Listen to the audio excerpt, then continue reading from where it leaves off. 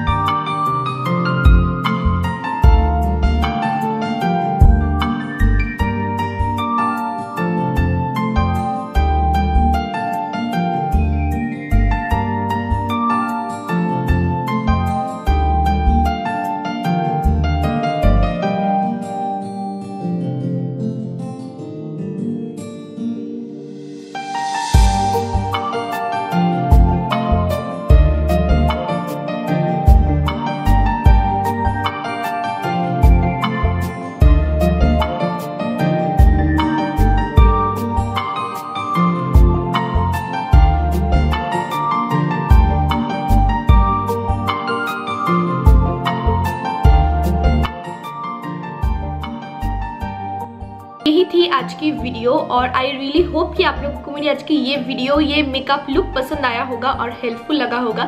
अगर पसंद आया है तो प्लीज एक लाइक जरूर कर दीजिएगा। अपने फ्रेंड्स फैमिली के साथ आप शेयर करो वीडियो को। और अगर आपने मेरी चैनल को अभी तक सब्सक्राइब नहीं किया है तो please subscribe to my channel and also press the bell icon. तो चलिए आज के वीडियो को मैं यहीं पे खत्म करती हूँ। मिलते हैं मेरी नेक्स्ट वीडियो पे बहुत ही जल्द। तब तक के लिए बाय बाय।